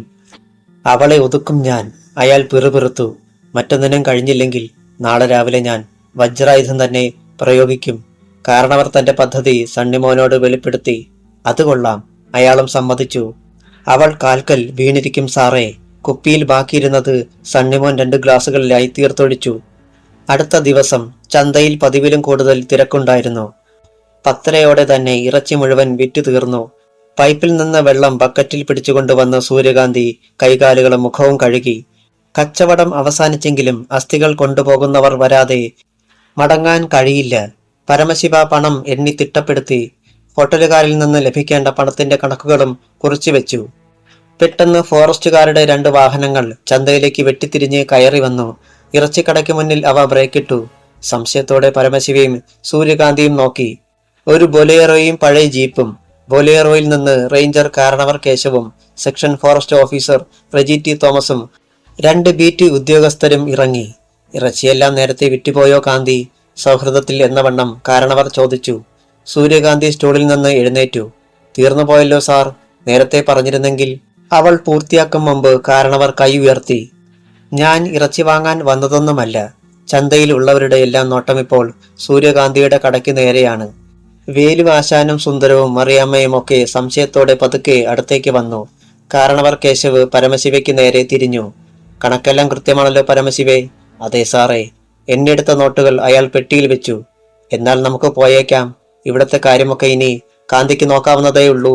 പരമശിവയും കാന്തിയും ഒരുപോലെ ഞെട്ടി. എവിടേക്ക്? ചോദിച്ചത് സൂര്യകാന്തിയാണ്. മീശയിൽ തടവിക്കൊണ്ട് കാരണവർ ക്രൂരമായി ചിരിച്ചു. പണ്ടുകാലത്ത് ഒത്തിരി മൃഗങ്ങളെ വേട്ടയാടിയിട്ടുണ്ടെന്നോ, മതമിളകി വരുന്ന കാട്ടാനയുടെ മുന്നിൽ നെഞ്ചും വിരിച്ചു നിന്നിട്ടുണ്ടെന്നോ, 6 ആഞ്ഞിലിച്ചക്ക ഒറ്റയ്ക്കെടുത്ത് തലയിൽ വെച്ചിട്ടുണ്ടെന്നോ ഒക്കെ പറഞ്ഞിട്ട് കാര്യമില്ല കാന്തി. കാലം മാറിപ്പോയി. നല്ല കഴിവുള്ള ഉദ്യോഗസ്ഥരായിപ്പോൾ കാടും കാട്ടുസമ്പത്തും കാക്കുന്നത്. മനസ്സിലായില്ല സാർ. പരമശിവയുടെ ശബ്ദം വിറച്ചു. കാരണവർ മെല്ലെ കടയിലേക്ക് കയറി. പരമശിവയുടെ തോളിൽ വിരലുകൾ അമർത്തി. അതൊരു കഴുകൻ ഇരയുടെ മേൽ നഖം ഇറക്കുന്നത് പോലെയായിരുന്നു. ഒക്കെ ഞാൻ വിശദമായി സന്ധിയും സമാസവും ഒന്നും വിട്ടുപോകാതെ പറഞ്ഞു തരാം. എന്റെ ഓഫീസിൽ ചെന്നിട്ട്. സാർ, പരമശിവയ്ക്ക് മനസ്സിലായി. ഇപ്പോൾ തന്നെ കുരുക്കിട്ട് മുറുക്കുകയാണ്. എന്താ ശിവേ? പിടിവിടാതെ തന്നെ അയാളെ പുറത്തിറക്കാൻ ഭാവിക്കുകയാണ് കാരണവർ. സൂര്യകാന്തി നടക്കം വിട്ടുമാറും മുമ്പ് കത്തി വലിച്ചെടുത്തു. കാരണവർ സാറേ. ഒരു ചീറ്റപ്പുലിയുടെ മുരൾച്ച പോലെയായിരുന്നു അത്. എന്റെ അച്ഛനെ വിട്. കാരണവർ തോളിനു മീതെ കൂടെ തല തിരിച്ചു. വെറുതെ ഷോ കാണിക്കേണ്ട കാന്തി. കൈവച്ചത് ഞാനാണെങ്കിൽ ഇയാളെ കൊണ്ടുപോയിരിക്കും. എങ്കിൽ ഞാൻ തന്റെ കൈവെട്ടും. നീ ഞൊട്ടും. കാരണവർ ജീപ്പിന് നേർക്ക് തിരിഞ്ഞു. ഒരടയാളം കാണിച്ചു. പെട്ടെന്ന് അതിൽ നിന്ന് 2 വനിതാ ജീവനക്കാർ ഇറങ്ങി വന്നു. ഫോറസ്റ്റിൽ വനിതകളെ നിയമിക്കാൻ തുടങ്ങിയപ്പോൾ ആദ്യമായി ഇവിടെ നിയമനം കിട്ടിയവരാണവർ. കത്തിയൊങ്ങി നിൽക്കുകയാണ് സൂര്യകാന്തി. വനിതാ ജീവനക്കാർ അവൾക്കും കാരണവർക്കും ഇടയിലേക്ക് കയറി. എന്തു വേണമെന്നറിയാതെ നിന്നു റെജി തോമസും. കാരണവരുടെ യഥാർത്ഥ ലക്ഷ്യമെന്തെന്ന് അയാൾക്ക് വ്യക്തമായിരുന്നില്ല. പെട്ടെന്ന് മറ്റു കച്ചവടക്കാർ കാരണവർക്ക് മുന്നിലെത്തി. സാറേ, ഈ പരമശിവയും കാന്തിയെയും നിങ്ങൾ ദ്രോഹിക്കാൻ തുടങ്ങിയിട്ട് കാലം കുറച്ചായി. ചുമ്മാ ഒരാളെ പിടിച്ചോണ്ടു പോകാനൊന്നും ഞങ്ങൾ സമ്മതിക്കത്തില്ല. പഴക്കച്ചവടക്കാരൻ സുന്ദരം പറഞ്ഞു. നിങ്ങളുടെ വികാരമൊക്കെ എനിക്ക് മനസ്സിലാകും. പക്ഷെ സുഹൃത്തെ, ഞങ്ങൾ ഞങ്ങളുടെ ഡ്യൂട്ടിയാ ചെയ്യുന്നത്. കാരണവർ തലയിളക്കി. എന്ത് ഡ്യൂട്ടിയാ സാറേ? പച്ചക്കറി കച്ചവടം നടത്തുന്ന മറിയാമ്മയ്ക്ക് ദേഷ്യം വന്നു. ഈ പരമശിവ അതിന് എന്ത് തെറ്റ് ചെയ്തു? കറക്റ്റ് ചോദ്യം. പറഞ്ഞേക്കാം. ഇയാൾ ഒരു മാനിനെ വേട്ടയാടി കഴിഞ്ഞ ദിവസം. അതിനാണ് ഈ അറസ്റ്റ്. ആളുകളിൽ അവിശ്വസനീയത.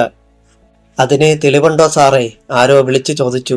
തെളിവുകൾ മാത്രമല്ല, ദൃക്സാക്ഷികളുമുണ്ട്. കാരണവർ ജീപ്പിലേക്ക് നോക്കി. ഇങ്ങോട്ട് വരിൻ. അടുത്ത നിമിഷം ജീപ്പിൽ നിന്ന് ആദിവാസി യുവാക്കളായ തങ്കനും വേലും ഇറങ്ങി വന്നു. റെജി തോമസ് അന്താളിച്ചു. നോക്ക്, ഇയാൾ തന്നെയല്ലേ മാനിനെ വെടിവെച്ചത്? കാരണവർ പരമശിവയെ അവർക്ക് നേരെ നിർത്തി.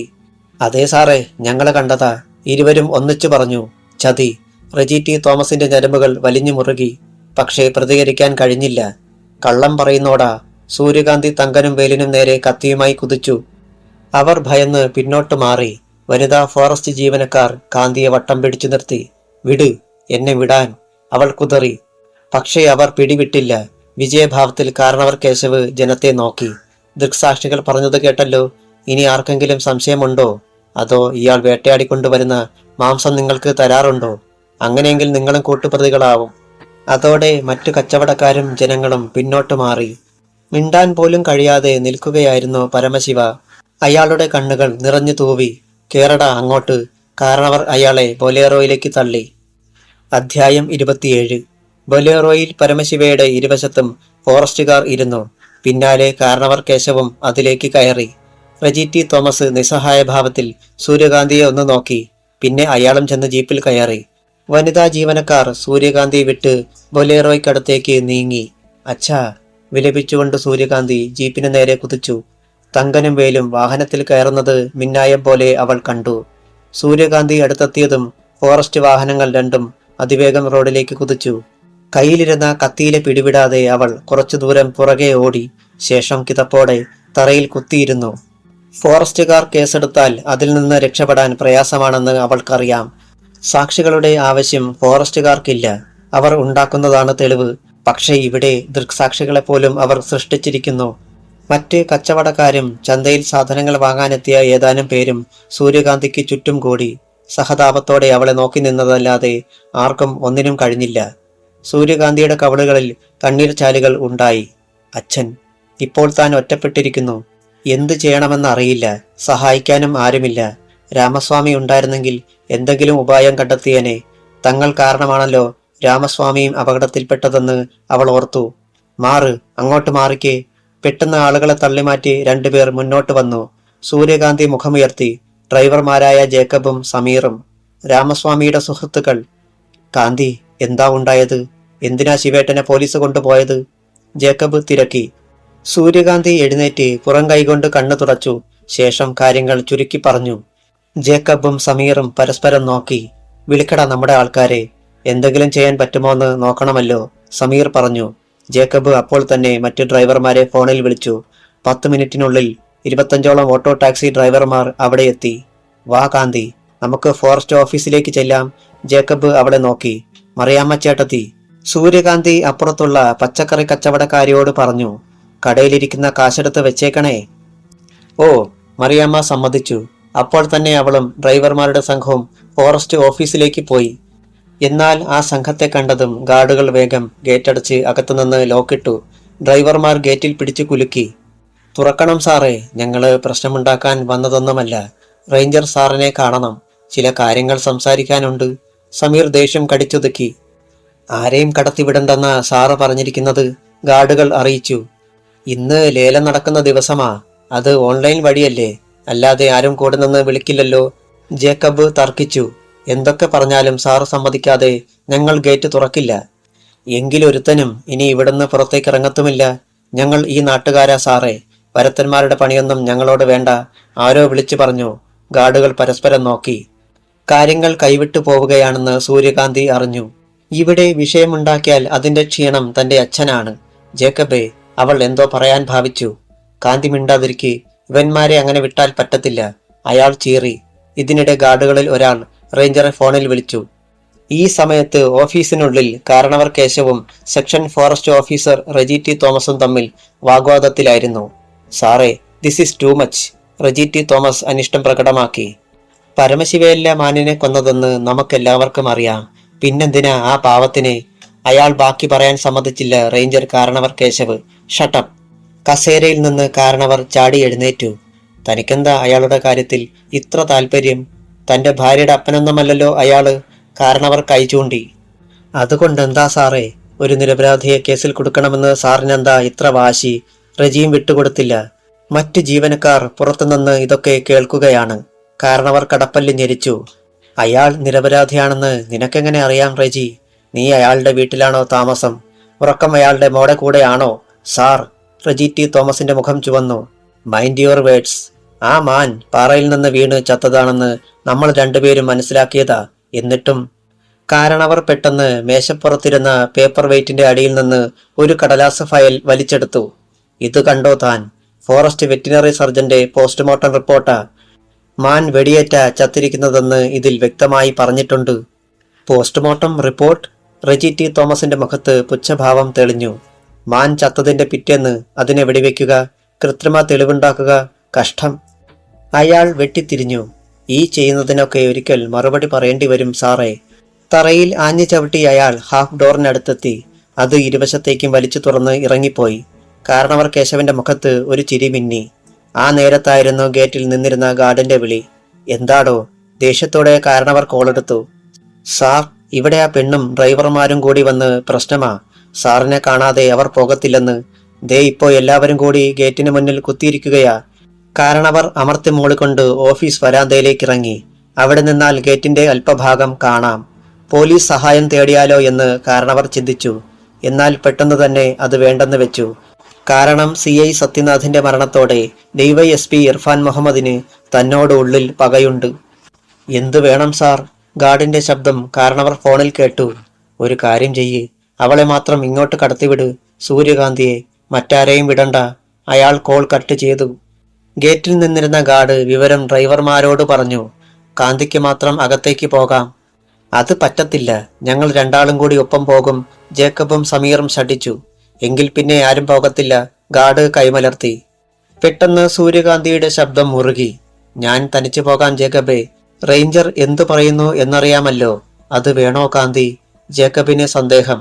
വേണം. അവൾ ഒരാംഗ്യം കാണിച്ചു. ശരി, അയാൾ സമ്മതിച്ചു. ഗാർഡ് ഗേറ്റിന്റെ പാളി അല്പം തുറന്നു പിടിച്ചു. സൂര്യകാന്തി അകത്ത് കയറിയ ഉടനെ വീണ്ടും അടയ്ക്കുകയും ചെയ്തു. കരുതലോടെ അവൾ ഓഫീസിന് നേർക്ക് പോയി. സാറന്മാരെ, ഡ്രൈവർമാരിൽ ഒരാൾ ഗാർഡുകളോട് തിരക്കി. നിങ്ങൾ ആഹാരം ഇതിനുള്ളിൽ വെച്ച് തന്നെ ഉണ്ടാക്കി കഴിക്കുകയാണോ? അല്ല, ഹോട്ടലിൽ നിന്നാ. എന്താ? അവർ നെറ്റി ചുളിച്ചു. ചോദിച്ചെന്നേയുള്ളൂ. മറുപടി പറഞ്ഞത് സമീറാണ്. ഈ ഗേറ്റിന് പുറത്തേക്ക് വരുമല്ലോ നിങ്ങള്, അല്ലാതെ ആഹാരം പറന്നു വരത്തില്ലല്ലോ. മനസ്സിലായില്ല? അതായത്, സമീർ വിശദീകരിച്ചു, ഞങ്ങൾ ഡ്രൈവർമാര് ഈ ടൗണിൽ തന്നെ കാണുമേ. നിങ്ങള് ഗേറ്റടച്ച് പിടിച്ചിട്ടൊന്നും കാര്യമില്ല. നമ്മക്ക് പിന്നെയും കാണേണ്ടി വരുമെന്ന് ഓർമ്മപ്പെടുത്തിയതാ. വാക്കുകളിൽ അടങ്ങിയിരുന്ന ദുസൂചന ഗാർഡുമാർക്ക് ബോധ്യപ്പെട്ടു. ഇത് ഇവരുടെ നാടാണ്. തങ്ങൾ അന്യദേശക്കാരും നോക്കിയും കണ്ടു നിന്നില്ലെങ്കിൽ സംഗതി വഷളാകുമെന്ന്. അതിനാൽ തന്നെ ആരും മറുപടി പറഞ്ഞില്ല. സൂര്യകാന്തി തന്റെ ഓഫീസിലേക്ക് വരുന്നത് കണ്ട കാരണവർ കേശവ് വേഗം വരാന്തയിൽ നിന്ന് ഉള്ളിലേക്ക് കയറി ചെയറിലിരുന്നു. പുറത്തു നിന്നിരുന്ന ഉദ്യോഗസ്ഥരെ അയാൾ അവിടെ നിന്ന് പറഞ്ഞയക്കുകയും ചെയ്തു. ഹാഫ് ഡോറിന് മുന്നിൽ സൂര്യകാന്തി നിന്നു. കേറിപ്പോരു കാന്തി. അകത്തുനിന്ന് കാരണവരുടെ ശബ്ദം കേട്ടു. ചുറ്റുപാടും ഒന്ന് ശ്രദ്ധിച്ചിട്ട് അവൾ അകത്തെത്തി. കാരണവർ കേശവ് അവളെ അടിമുടി നോക്കി. വിളഞ്ഞു പാകമായി നിൽക്കുന്ന പച്ചക്കരിമ്പ് പോലെ. സാർ, അവൾ വിളിച്ചു. കാന്തി ഇരിക്ക്. അയാൾ കസേരയിലേക്ക് കൈ ചൂണ്ടി. വേണ്ട സാർ. അവൾ കസേരയുടെ പുറകിൽ പിടിച്ചു നിന്നു. എന്നെ വെട്ടാനും കൊല്ലാനുമൊന്നും വന്നതല്ലല്ലോ അല്ലേ? തമാശയായിട്ടാണ് കാരണവർ ചോദിച്ചത്. പക്ഷെ അവൾ എന്തും ചെയ്യാൻ മടിക്കില്ലെന്നും അയാൾക്കറിയാം. എന്റെ അച്ഛൻ നിരപരാധിയാണ് സാർ. സൂര്യകാന്തി ശബ്ദം കഴിവതും മയപ്പെടുത്തി. അത് എനിക്കുമറിയാം. കാരണവർ സ്വരം താഴ്ത്തി. സൂര്യകാന്തിയുടെ കണ്ണുകൾ മിഴിഞ്ഞു. പിന്നെന്തിനാ അച്ഛനെ? ഓ, അയാൾ മീശയിൽ മെല്ലെ തടവി. എനിക്കൊരു ശീലമുണ്ട് കാന്തി. പറയുന്നത് അനുസരിക്കാത്തവരെ ഏത് രീതിയിലും ഞാൻ വരുതിക്ക് നിർത്തും. ഇവിടെ പരമശിവയെ രക്ഷിക്കാനും ശിക്ഷിക്കാനും എനിക്ക് കഴിയും. എനിക്ക് മാത്രം. ഇരുവർക്കുമിടയിൽ അല്പനേരത്തേക്ക് മൗനം പരന്നു. കാരണവർ തന്നെ വീണ്ടും ശബ്ദിച്ചു. കഴിഞ്ഞ ദിവസം ഞാൻ നിങ്ങളുടെ വീട്ടിൽ വന്ന് ഒരു കാര്യം ആവശ്യപ്പെട്ടിരുന്നു. ഇനി പക്ഷേ പരമശിവയെ കൊണ്ട് അക്കാര്യം ചെയ്യിക്കാൻ പറ്റില്ല. കാരണം അയാൾ ഞങ്ങളുടെ കസ്റ്റഡിയിലായിപ്പോയി. അതുകൊണ്ട്. കാരണവർ ഒന്ന് നിർത്തി. സൂര്യകാന്തിയുടെ കണ്ണുകളിലേക്ക് അയാൾ സൂക്ഷിച്ചു നോക്കി. ഇനി നീ വേണം കാന്തി ആ ജോലി ചെയ്യാൻ. ഈ വരുന്ന ഒരു രാത്രി നിനക്കായി ഞാൻ അനുവദിക്കും. ഒരേയൊരു കാട്ടുപോത്ത്. അതിനെ നീ വീഴ്ത്തി തന്നാൽ നാളെ രാവിലെ നിന്റെ അച്ഛനെ ഞാൻ മോചിപ്പിച്ചിരിക്കും. എന്തു പറയുന്നു? മിണ്ടാതെ നിന്നു സൂര്യകാന്തി. അവൾ വഴങ്ങുമെന്ന് കാരണവർ കേശവ് ഉറപ്പിച്ചു. അപ്പോൾ അയാളുടെ മനസ്സിൽ മറ്റൊന്നായിരുന്നു. പോത്തിനെ വീഴ്ത്തി കഴിഞ്ഞാൽ നിന്നെ എന്തു ചെയ്യണമെന്ന് എനിക്കറിയാമടി. നിന്റെ ശവം പോലും പിറ്റേന്ന് ആരും കാണത്തില്ല. മാനിനെ വേട്ടയാടിയ കേസിൽ നിന്റെ തന്ത അകത്ത് കിടക്കുകയും ചെയ്യും. അയാളുടെ ചുണ്ടിൽ ഒരു ചിരി മൊട്ടിട്ടു നിന്നു. കാന്തി ഒന്നും പറഞ്ഞില്ല. കാരണവർ ഓർമ്മപ്പെടുത്തി. എനിക്ക് പറ്റില്ല സാർ. പെട്ടെന്ന് അവളുടെ ശബ്ദമുയർന്നു. അച്ഛനെ നിങ്ങൾ ഏതൊക്കെ കേസിൽ പെടുത്തിയാലും ഞാനത് ചെയ്യില്ല. കല്ലിച്ചതായിരുന്നു അവളുടെ ശബ്ദം. കാരണവരുടെ മുഖത്തെ ചിരി അപ്പോഴും മാഞ്ഞില്ല. ഈ തീരുമാനത്തിന് യാതൊരു മാറ്റവുമില്ല അല്ലേ? ഇല്ല. ഓക്കെ, ഇനി ഞാൻ നിർബന്ധിക്കുന്നില്ല. കാന്തിക്ക് പോകാം. അയാൾ എഴുന്നേറ്റു. എനിക്ക് അച്ഛനെ ഒന്ന് കാണണം, അവൾ പറഞ്ഞു. അതിനെന്താ, വരൂ. കാരണവർ അവളെയും കൂട്ടിക്കൊണ്ടു നേരെ ചന്ദന ഗോഡൌണിന് അടുത്തേക്ക് പോയി. അടുക്കി വെച്ചിരിക്കുന്ന ചന്ദനമുട്ടികൾക്കരികിൽ 2 ബീറ്റ് ഫോറസ്റ്റ് ഉദ്യോഗസ്ഥർ നിന്നിരുന്നു. വാതിലൊന്ന് തുറക്ക്, കാരണവർ അവരോട് നിർദ്ദേശിച്ചു. അവരിലൊരാൾ കെട്ടിടത്തിന്റെ അടഞ്ഞുകിടന്ന വാതിൽ തുറന്നു. എല്ലായിടത്തും ചന്ദനത്തിന്റെ ഗന്ധം തങ്ങി നിൽക്കുന്നു. വാ കാന്തി. കാരണവർ തുറന്ന വാതിൽ വഴി അകത്ത് കടന്നു. നേരിയ പരിഭ്രമം തോന്നിയെങ്കിലും സൂര്യകാന്തിയും പുറകെ ചെന്നു. ബീറ്റ് ഫോറസ്റ്റ് ഉദ്യോഗസ്ഥർ വാതിൽക്കൽ കരുതലോടെ നിന്നു. ഗോഡൌണിന്റെ ഒരു ഭാഗം തന്നെയായിരുന്നു ആ റൂം. അതിനുള്ളിൽ ഒരു മൂലയിൽ തലകുനിച്ച് ഇരിക്കുകയായിരുന്നു പരമശിവ. മകളെ കണ്ടപ്പോൾ അയാൾ ചാടി എഴുന്നേറ്റു. കാന്തി. അയാൾ അവർക്കടുത്തേക്ക് വരാൻ ഭാവിച്ചു. വേണ്ട. പെട്ടെന്ന് കാരണവർ വിലക്കി. തറയിൽ ആടുന്നത് പോലെയായി പരമശിവയുടെ കാലുകൾ. അച്ഛാ. സൂര്യകാന്തി തേങ്ങി. അവൾ മുന്നോട്ട് നീങ്ങാനാഞ്ഞതും കാരണവർ തടഞ്ഞു. അടുത്തുപോയുള്ള സ്നേഹപ്രകടനം വേണ്ട. പിന്നെ കാരണവർ പരമശിവയോട് അടുത്തു. കേട്ടോ ശിവേ, ഇത് ഞങ്ങൾ ഫോറസ്റ്റുകാരുടെ ഇടിമുറിയ. കസ്റ്റഡിയിലെടുക്കുന്നവരെ ഞങ്ങൾ തോന്നുമ്പോഴേ കോടതിയിൽ ഹാജരാക്കൂ. പിന്നീടൊരിക്കലും അവര് വനത്തിൽ കയറാനുള്ള ധൈര്യം കാണിക്കത്തില്ല. ഇടിച്ച് ചാറ് പിഴിഞ്ഞെടുക്കും ഞങ്ങള്. പരമശിവയുടെ മുഖം പേടികൊണ്ട് വിളറുന്നത് സൂര്യകാന്തി കണ്ടു. സാധാരണ ഇതിനുള്ളിൽ ഒരാളെ കയറ്റിക്കഴിഞ്ഞാൽ പുറത്തുനിന്ന് ആർക്കും ഇവിടേക്ക് പ്രവേശനമുണ്ടാകില്ല. പക്ഷേ തന്നോടുള്ള ഇഷ്ടം കൊണ്ടാ ഞാൻ കാന്തിയെ ഇങ്ങോട്ട് കൊണ്ടുവന്നത്. പറഞ്ഞതും കൈവീശി ഒറ്റയടിയായിരുന്നു കാരണവർ കേശവ്. അയ്യോ. പരമശിവ വേച്ചു ചെന്ന് ഭിത്തിയിലിടിച്ചു. അച്ഛാ. സൂര്യകാന്തി സകലതും വിസ്മരിച്ച് മുന്നോട്ടു പാഞ്ഞു. എങ്ങോട്ടാടി പോകുന്നത്? ഇടം കൈ നീട്ടി കാരണവർ അവളെ തടഞ്ഞു. ഇനി നീ മുന്നോട്ട് വന്നാൽ നിന്റെ മുന്നിലിട്ട് നിന്റെ തന്തയെ ഞാൻ കൊല്ലും. അയാളുടെ ഗർജനത്തിന് മുന്നിൽ സൂര്യകാന്തി ശിലയായി. പരമശിവയുടെ ചുണ്ടുപൊട്ടി ചോര കിനിയുന്നത് അവൾ കണ്ടു. അടിയുടെ ആഘാതത്തിൽ നിന്ന് ഭിത്തിയിൽ പിടിച്ച് പരമശിവ നിവർന്നു. എന്തിനാ സാറേ എന്നെ തല്ലുന്നത്? അയാൾ ചിലമ്പിച്ച ഒച്ചയിൽ തിരക്കി. നിന്നെ കൊല്ലാൻ തന്നെ. അങ്ങനെ നിന്റെ അഹങ്കാരിയായ മകളെ ഒരു പാഠം പഠിപ്പിക്കാൻ. കാരണവർ ക്രൂരമായി ചിരിച്ചു. അല്ലെങ്കിൽ ഞാൻ പറയുന്നത് ഇവൾ അനുസരിക്കണം. വേണ്ട മോളെ. പെട്ടെന്ന് പരമശിവ കൈ ഉയർത്തി. ഇതൊരു ചതിയാ. ഒരിക്കൽ കൂടി നീ വേട്ടക്കിറങ്ങിയാൽ പിന്നെ ഇവരൊന്നും നിന്നെ പിന്തിരിയാൻ സമ്മതിക്കത്തില്ല. എന്നും ഇവരെ അനുസരിക്കേണ്ടി വരും. എങ്കിൽ ഇതുകൂടി ഇരിക്കട്ടടോ. കാരണവർ കാലുയർത്തി ചവിട്ടി. അടിവയറ്റിൽ താടനമേറ്റ് പരമശിവ തറയിൽ ചുരുണ്ടു വീണു. അച്ഛാ. ഒറ്റക്കുതിപ്പിൽ സൂര്യകാന്തി അച്ഛന്റെ അരികിലെത്തി. ഇത്തവണ കാരണവർക്ക് തടയാൻ കഴിഞ്ഞില്ല. പരമശിവയെ താങ്ങി അവൾ തന്നോട് ചേർത്തു. അച്ഛാ.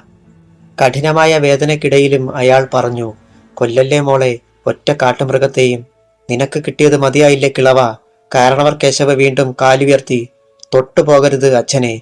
ചീറിക്കൊണ്ട് ഒരു പുലിയെപ്പോലെ സൂര്യകാന്തി ചാടി എഴുന്നേറ്റു. ഒപ്പം ചുരിദാറിന്റെ ടോപ്പിനടിയിലേക്ക് കൈകടത്തി ഒരു കത്തി വലിച്ചെടുത്തു. ഇറച്ചി വാർന്നെടുക്കുന്ന കത്തി. കാരണവർ പകച്ചുപോയി. അവൾ കത്തി കരുതി വെക്കുമെന്ന് അയാൾ സ്വപ്നത്തിൽ പോലും കരുതിയിരുന്നില്ല. എടീ. അയാൾ ഒരു ചുവട് പിന്നോട്ട് വെച്ചു.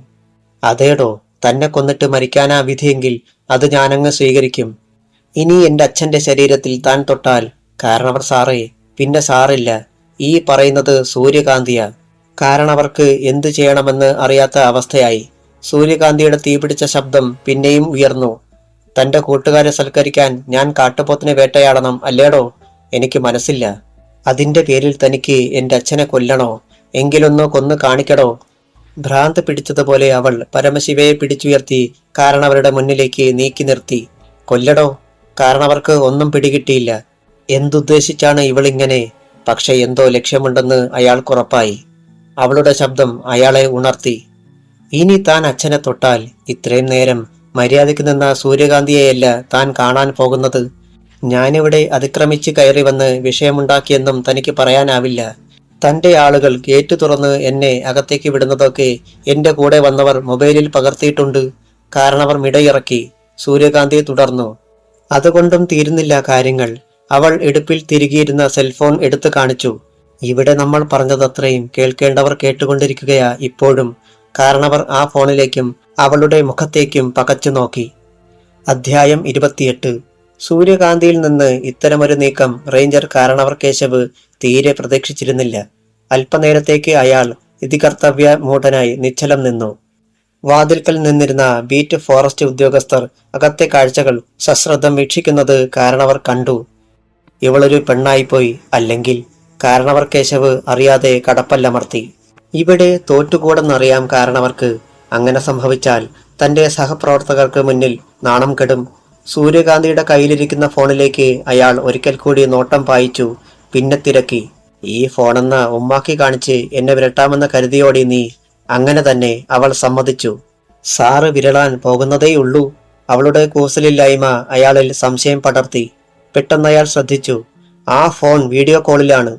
ഇവൾ എല്ലാം ആർക്കോ അയച്ചുകൊണ്ടിരിക്കുകയാണല്ലോ. ആ ഫോണിങ് തന്നേടി. നീ പറഞ്ഞതൊക്കെ സത്യമാണോന്ന് നോക്കട്ടെ. കാരണവർ കൈനീട്ടി. ഓ, അതിന്റെ ആവശ്യമില്ല സാറേ. വിളിക്കേണ്ടവർ സാറിനെ ഇങ്ങോട്ട് വിളിച്ച് വിവരം പറഞ്ഞോളും. അവൾ ഫോൺ പുറകിലേക്ക് മാറ്റിപ്പിടിച്ചു. അടുത്ത നിമിഷം കാരണവരുടെ ഫോണിൽ കിടന്നിരുന്ന സെൽഫോൺ ഇരമ്പി. അയാൾ അതെടുത്തു നോക്കി. പെട്ടെന്ന് ആ മുഖത്തൊരു വിളർച്ച ബാധിച്ചു. Deputy forest conservator Harrison David. കാരണവർ പകച്ചു. അയാൾ കോൾ എടുത്തില്ല. ആദ്യ തവണ ബെല്ലടിച്ചു നിന്ന ശേഷം വീണ്ടും അത് ശബ്ദിക്കാൻ തുടങ്ങി. ഇത്തവണ കാരണവർ കോൾ എടുത്തു. താനവിടെ എന്തെടുക്കുകയാടോ? ആ പെണ്ണിനെയും അച്ഛനെ ഭീഷണിപ്പെടുത്തി കഴിഞ്ഞില്ലേ? സാർ, ഞെട്ടിപ്പോയി കാരണവർ. ഞാൻ ഒന്നും പറയണ്ട താൻ. അവിടെ നടന്നതത്രയും ഞാൻ കാണുകയായിരുന്നു. ഞാൻ മാത്രമല്ല, മറയൂരും കാന്തല്ലൂരും മൂന്നാറിലുമുള്ള സകല ആളുകളും. ശിരസിൽ ഒരു പ്രഹരമേറ്റ അവസ്ഥയിലായി കാരണവർ. എല്ലാവരും എങ്ങനെ അറിയാൻ? ഹാരിസൺ ഡേവിഡിന്റെ ശബ്ദം വീണ്ടും അയാളുടെ കാതിൽ വന്നു വീണു. എടോ മണ്ട, ആ പെണ്ണ് സൂര്യകാന്തി വീഡിയോ കോൾ വഴി മറയൂർ വിഷൻ ചാനലുകാർക്ക് എല്ലാം അയച്ചു കൊടുത്തുകൊണ്ടിരിക്കുകയായിരുന്നു. അവരത് ലൈവായി ടെലികാസ്റ്റ് ചെയ്തു. ഏതു നിമിഷവും മുകളിൽ നിന്നുള്ള വിളി വരും. തന്റെ തൊപ്പി പോകാതെ നോക്കിക്കോ സാർ. കാരണവർ കേശവ് വിവശനായി. I want explanation. ഞാൻ അങ്ങോട്ട് വരുന്നുണ്ട്. തന്റെ നാവിൽ നിന്ന് തന്നെ സത്യങ്ങൾ പുറത്തു വന്നതിനാൽ എന്റെ ഭാഗം എനിക്ക് നോക്കിയേ മതിയാകൂ. തന്റെ നിർദ്ദേശപ്രകാരം പോസ്റ്റ്മോർട്ടം റിപ്പോർട്ട് തയ്യാറാക്കിയ വെറ്റിനറി സർജന്റെ കാര്യവും പോക്ക. 1 മണിക്കൂറിനുള്ളിൽ ഞാനെത്തും. അപ്പോഴേക്കും റിപ്പോർട്ട് തയ്യാറായിരിക്കണം. Deputy forest conservator Harrison David call മുറിച്ചു. കാരണവരുടെ നെറ്റിയിൽ പൊടിഞ്ഞ വിയർപ്പ് കണങ്ങൾ താഴേക്ക് ഇറ്റി വീഴാൻ തുടങ്ങിയിരുന്നു. അയാൾ കർച്ചീഫ് എടുത്ത് മുഖം അമർത്തി തുടച്ചു. ശേഷം സൂര്യകാന്തിയെ രൂക്ഷമായി നോക്കി. നിനക്ക് ഞാൻ വെച്ചിട്ടുണ്ടടി. കാരണവർ ഒരു തെറി പറയാൻ ഭാവിക്കുകയായിരുന്നു. എന്നാൽ വിജയഹാസത്തോടെ അവൾ സെൽഫോൺ ഉയർത്തിയതും പൂട്ടിട്ടതുപോലെ അയാൾ വായടച്ചു. തുടർന്ന് തറ ചവിട്ടിക്കുലുക്കി പുറത്തേക്ക് പോയി. സൂര്യകാന്തി പരമശിവയ്ക്ക് നേരെ തിരിഞ്ഞു. അച്ഛൻ പേടിക്കണ്ട, രക്ഷിക്കാൻ ഞാൻ അങ്ങേയറ്റം ശ്രമിക്കും.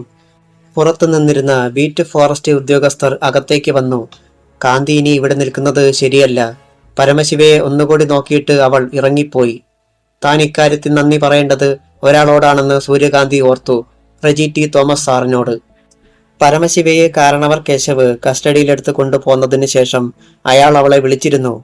മറയൂർ വിഷൻ ചാനലുകാർക്ക് വീഡിയോ കോൾ വഴി കാര്യങ്ങൾ എത്തിക്കണമെന്നും ബാക്കിയൊക്കെ താൻ നോക്കിക്കൊള്ളാം എന്നുമായിരുന്നു റെജി ടി തോമസിന്റെ ഉറപ്പ്. അയാൾ വാക്ക് പാലിച്ചു. തൊട്ടപ്പുറത്തെ ബിൽഡിങ്ങിന്റെ മുന്നിൽ അയാൾ നിൽക്കുന്നത് അവൾ കണ്ടു. മറ്റാരും കാണാതെ അവൾ അയാൾക്കൊരു പുഞ്ചിരിയും സമ്മാനിച്ചു. റെജി ടി തോമസ് പെട്ടെന്ന് ഫോൺ എടുത്തു. അടുത്ത നിമിഷം സൂര്യകാന്തിയുടെ ഫോണിലേക്ക് കോൾ വന്നു. ഒരു കാര്യം കൂടി ഇപ്പോൾ തന്നെ ചെയ്യേണ്ടതുണ്ട് കാന്തി, അയാൾ പറഞ്ഞു. എന്താ സാർ? അവൾ കാതു കൂർപ്പിച്ചു. CA സത്യനാഥിന്റെ മർഡർ അന്വേഷണത്തിന്റെ ഭാഗമായി DYSP ഇർഫാൻ മുഹമ്മദ് ഇപ്പോൾ മറയൂർ സ്റ്റേഷനിലുണ്ട്. കാന്തി തന്റെ ആൾക്കാരെയും കൂട്ടി അവിടേക്ക് ചെല്ലണം. എന്നിട്ട് അയാൾ ചില കാര്യങ്ങൾ കൂടി പറഞ്ഞേൽപ്പിച്ചു. സൂര്യകാന്തി അത് സമ്മതിച്ചു. ഗേറ്റിലെത്തിയപ്പോൾ ഡ്രൈവർമാർക്ക് അവളോട് 100 ചോദ്യങ്ങൾ ഉണ്ടായിരുന്നു. എല്ലാം വിശദമായിട്ട് പറയാം. അതിനു മുമ്പ് അത്യാവശ്യമായി നമുക്ക് പോലീസ് സ്റ്റേഷൻ വരെ പോകണം. സൂര്യകാന്തിയുടെ ഒപ്പം ജേക്കബും സമീറും അടങ്ങിയ സംഘം സ്റ്റേഷനിലേക്ക് നടന്നു. അതിനിടയിൽ കാരണവർ കേശവിനെ കണ്ടതു മുതലുള്ള സംഭവങ്ങൾ അവൾ പറഞ്ഞു കേൾപ്പിച്ചു. റെജി ടി തോമസിന്റെ പേര് ഒരിടത്തും വരാതിരിക്കാൻ ശ്രദ്ധിക്കുകയും ചെയ്തു. എന്തായാലും കാന്തി ആ കാണിച്ചത് ബുദ്ധി തന്നെയാ, സമീർ സമ്മതിച്ചു. പക്ഷേ കാരണവർ പറയാതെ ഫോൺ അങ്ങനെ ഉപയോഗിച്ചു? ജേക്കബിന് സംശയം. ചുരിദാറിന്റെ ടോപ്പ് അല്പഭാഗം കീറിയിട്ട് അവിടെയാ ഞാൻ ഫോൺ തിരികെ വെച്ചത്. അവൾ ചുരിദാറിന്റെ മുൻഭാഗം കാണിച്ചു. Police station. DYSP Irfan Muhammad മടങ്ങാനായി തന്റെ ഇന്നോവ കാറിനടുത്തേക്ക് വരുമ്പോഴാണ് ഒരു സംഘം സ്റ്റേഷൻ മുറ്റത്തേക്ക് പ്രവേശിക്കുന്നത് കണ്ടത്. കാറിന്റെ ഡോർ തുറക്കാൻ ഭാവിച്ച അയാൾ പെട്ടെന്ന് നെറ്റി ചുളിച്ചുകൊണ്ട് കൈ പിൻവലിച്ചു. നിങ്ങളങ്ങോട്ട് മാറി നിൽക്ക്, സാറ് പോകാൻ തുടങ്ങുന്നത് കണ്ടില്ലേ? കോൺസ്റ്റബിൾ പ്രഭാകരൻ പെട്ടെന്ന് മുന്നോട്ട് വന്നു. ഞങ്ങൾക്ക് സാറിനോടൊരു കാര്യം സംസാരിക്കാനുണ്ട്. സൂര്യകാന്തി പറഞ്ഞു. വരൂ. ഇർഫാൻ മുഹമ്മദ് അവളെ അടുത്തേക്ക് വിളിച്ചു. എന്തു വേണം സാർ? ചുറ്റും നോക്കിയിട്ട് അവൾ തന്റെ അച്ഛനെ ഫോറസ്റ്റുകാർ അറസ്റ്റ് ചെയ്ത കാര്യം പറഞ്ഞു. അതിനിപ്പോൾ എനിക്കെന്ത് ചെയ്യാൻ കഴിയും കുട്ടി? ഇർഫാൻ മുഹമ്മദ് നിസ്സഹായത ഭാവിച്ചു. സാറിനെ എന്തെങ്കിലും ചെയ്യാൻ കഴിയൂ. എല്ലാം റേഞ്ചർ കാരണവർ സാർ കെട്ടിച്ചമച്ചതാണ്. സൂര്യകാന്തിയുടെ കണ്ണു നിറഞ്ഞു. കാരണവരുടെ പേര് കേട്ടതും DYSP ഒന്ന് പിടഞ്ഞുണർന്നു. കോൺസ്റ്റബിൾ പ്രഭാകരൻ എല്ലാം ശ്രദ്ധിക്കുന്നത് ഇർഫാൻ മുഹമ്മദ് മനസ്സിലാക്കി. താനങ്ങോട്ട് മാറി നിൽക്ക്. DYSPയുടെ നിർദ്ദേശം വന്നതും മുഖത്തടിയേറ്റതുപോലെ പ്രഭാകരൻ വിളറി. പിന്നെ വളരെ വേഗത്തിൽ അയാൾ അവിടെ നിന്ന് നിഷ്ക്രമിച്ചു. ഇനി കാന്തി പറയൂ, ഒക്കെ കാരണവർ കെട്ടിച്ചമച്ചതാണെന്ന് തെളിയിക്കാൻ എന്തെങ്കിലും മാർഗമുണ്ടോ നിന്റെ ബുദ്ധിയിൽ? ഉണ്ട് സാർ. അവൾ ശബ്ദം താഴ്ത്തി. ആദിവാസി യുവാക്കളായ തങ്കനും വേലുമാണ് അച്ഛൻ മാനിനെ വെടിവെക്കുന്നത് കണ്ടതായി അവകാശപ്പെട്ടത്. കാരണവർ സാർ അങ്ങനെ പറയിച്ചതാണെന്ന് ഫോറസ്റ്റുകാരിൽ പലർക്കും അറിയാം.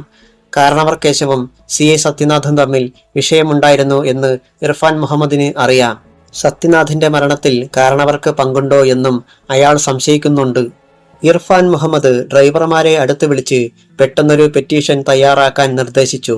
ഒപ്പം SI ബാഹുലേയനെ വിളിച്ച് ബൊലേറോ ഇറക്കാനും പറഞ്ഞു. 2 പോലീസുകാരും ബാഹുലേയനും ഇർഫാൻ മുഹമ്മദും ബൊലേറോയിൽ കയറിപ്പോയി. പെറ്റീഷൻ തയ്യാറാക്കിയിട്ട് സൂര്യകാന്തിയും സംഘവും കാത്തുനിന്നു. അപ്പോൾ കോൺസ്റ്റബിൾ പ്രഭാകരൻ സൂത്രത്തിൽ സൂര്യകാന്തിയുടെ അടുത്തെത്തി. നിന്റെ അച്ഛനെ കസ്റ്റഡിയിലെടുത്തിരിക്കുന്നത് ഫോറസ്റ്റുകാരല്ലേ? അവിടെ പോലീസിനെന്ത് കാര്യം? ആ കാരണവർ സാറിനെ ഒന്ന് കണ്ടു നോക്ക്. സൂര്യകാന്തി മിണ്ടിയില്ല. പ്രഭാകരൻ കൈനീട്ടി. ആ പെറ്റീഷനിൽ എന്താ എഴുതിയിരിക്കുന്നത് നോക്കട്ടെ. അത് വേണ്ട സാറേ. പെട്ടെന്ന് ജേക്കബ് മുന്നോട്ട് വന്നു. ഇർഫാൻ സാറിന് എഴുതിയ പെറ്റീഷനല്ലേ? അത് അദ്ദേഹം പറയാതെ മറ്റാരും കാണണ്ട. പ്രഭാകരന്റെ കണ്ണുകൾ ചുരുങ്ങി. ഇനി നിങ്ങൾക്കൊരാവശ്യം വരുമ്പോഴും ഞാനൊക്കെയേ കാണൂ. അതറിയാം സാറേ. രാത്രിയിൽ പാത്തും പതുങ്ങിയും സാറ് കാരണവർ സാറിന്റെ ക്വാർട്ടേഴ്സിലേക്ക് പോകുന്നത് ഞങ്ങൾ കണ്ടിട്ടുണ്ട്. പറഞ്ഞത് സമീറാണ്. പ്രഭാകരൻ അവനെ അടിമുടി നോക്കി ഒന്ന് തലയാട്ടുക മാത്രം ചെയ്തു. അരമണിക്കൂർ കഴിഞ്ഞു. DYSPയും മറ്റും പോയ ബൊലേറോ മടങ്ങി വന്നു. പുറത്തിറങ്ങിയ ഇർഫാൻ മുഹമ്മദ് ബാഹുലേയനെ നോക്കി. അവന്മാരെ കൊണ്ടുവാ പറഞ്ഞിട്ട് ആരെയും ശ്രദ്ധിക്കാതെ അയാൾ അകത്തേക്ക് പോയി. പോലീസുകാർ ബൊലേറോയുടെ പിൻസീറ്റിൽ നിന്ന് തങ്കനെയും വേലിനെയും ഇറക്കി. അങ്ങോട്ട് നടക്കടാ. SIയും അവർക്ക് പിന്നാലെ സ്റ്റേഷനുള്ളിൽ മറഞ്ഞു. അകത്ത് അല്പം വിശാലമായ മുറിയിൽ കാത്തു നിൽക്കുകയായിരുന്നു ഇർഫാൻ മുഹമ്മദ്. അയാൾക്ക് മുന്നിൽ നിന്ന് തങ്കനും വേലും പരുങ്ങി. നിങ്ങൾ ഇതിനു മുമ്പ് പോലീസ് സ്റ്റേഷനിൽ വന്നിട്ടുണ്ടോടാ? DYSP ഇരുവരെയും ശ്രദ്ധിച്ചു. ഇല്ല സാറേ, വേൽ മന്ത്രിച്ചു. ഇർഫാൻ മുഹമ്മദ് അമർത്തി മോളി. ഞാൻ ഒറ്റ ചോദ്യം ചോദിക്കും. അതിന് കൃത്യമായ മറുപടി കിട്ടിയില്ലെങ്കിൽ പിന്നെ നിങ്ങളെ ഇവിടുന്ന് കൊണ്ടുപോകുന്നത് ശവപ്പറമ്പിലേക്കാവും. ഫോറസ്റ്റുകാരെ പോലെയല്ല പോലീസുകാര്. തങ്കനും വേലും വല്ലാതെ ഭയന്നു. ആ നിമിഷം DYSPയുടെ ചോദ്യം വന്നു. പരമശിവ എന്നയാൾ മാനിനെ വെടിവെച്ചു കൊല്ലുന്നത് നിങ്ങൾ എപ്പോഴാ കണ്ടത്? തങ്കനും വേലും മിണ്ടിയില്ല. ചോദിച്ചത് കേട്ടില്ലേടാ. ചീറിക്കൊണ്ട് ഇർഫാൻ മുഹമ്മദ് ഷൂസണിഞ്ഞ കാൽ ഉയർത്തി തറയിൽ ആഞ്ഞു ചവിട്ടി. ഞങ്ങള് കണ്ടില്ല സാറേ, തങ്കൻ പെട്ടെന്ന് പറഞ്ഞു. പിന്നെ നിങ്ങൾ ഫോറസ്റ്റുകാർക്ക് അങ്ങനെ മൊഴി കൊടുത്തതോ? അവർക്ക് പിന്നെയും മൗനം. ബാഹുലേയ, പൊതിച്ച 2 തേങ്ങ തോർത്തിൽ പൊതിഞ്ഞിങ്ങ് കൊണ്ടുവാ. ഇവന്മാരുടെ നട്ടലിന്റെ ശക്തിയൊന്ന് പരീക്ഷിക്കാം. സാർ. ബാഹുലേയൻ പിന്തിരിയാൻ ഭാവിച്ചപ്പോൾ വേൽ തടഞ്ഞു. വേണ്ട സാറേ, ഞങ്ങൾ എല്ലാം പറയാം. എങ്കിൽ പറയടാ. ഇർഫാൻ മുഹമ്മദ് ഒരു കസേരയിൽ ഇരുന്നിട്ട് ബാഹുലേയനെ ഒരാംഗ്യം കാണിച്ചു. അയാൾ പെട്ടെന്ന് പാടും പേനയും എടുത്തു. തങ്കനും വേലും ചേർന്ന് നടന്നതത്രയും പറഞ്ഞു. എല്ലാം ബാഹുലേയൻ എഴുതിയെടുക്കുകയും ചെയ്തു. തങ്കനെയും വേലിനെയും കൊണ്ട് ബാഹുലേയൻ അതിൽ ഒപ്പുവയ്പ്പിച്ചു. ഇനി സൂര്യകാന്തിയെ വിളിക്ക്. DYSP നിർദ്ദേശിച്ചു. ഒരു കോൺസ്റ്റബിൾ പോയി അവളെ വിളിച്ചുകൊണ്ടുവന്നു. ഇർഫാൻ മുഹമ്മദ് പെറ്റീഷൻ വാങ്ങി ഒന്നോടിച്ച് വായിച്ചിട്ട് ഫയലിൽ വയ്ക്കാൻ ബാഹുലേയനെ ഏൽപ്പിച്ചു. തന്റെ അച്ഛന് ജീവഹാനി ഉണ്ടാകുമെന്ന് ഭയക്കുന്നതായും റേഞ്ചർ കാരണവർ കേശവ് കേസ് കെട്ടിച്ചമച്ച് കള്ളസാക്ഷികളെ സൃഷ്ടിച്ചതാണെന്നും മറ്റുമായിരുന്നു പെറ്റീഷന്റെ രത്നച്ചുരുക്കം.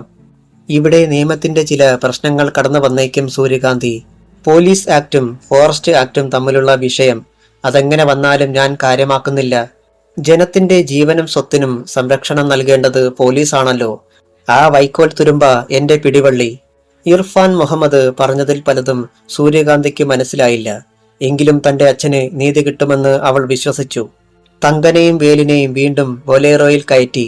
അവരെയും കൊണ്ട് DYSPയും സംഘവും ഫോറസ്റ്റ് ഓഫീസിലേക്ക് തിരിച്ചു. ഈ സമയത്ത് റേഞ്ചർ കാരണവർ കേശവിന്റെ ഓഫീസിലുണ്ടായിരുന്നു deputy forest conservator Harrison David. മാനിന്റെ ജഡം ആദ്യ തവണ കണ്ട സംഘത്തിലുണ്ടായിരുന്ന റെജി T തോമസിനെയും അദ്ദേഹം വിളിപ്പിച്ചിരുന്നു.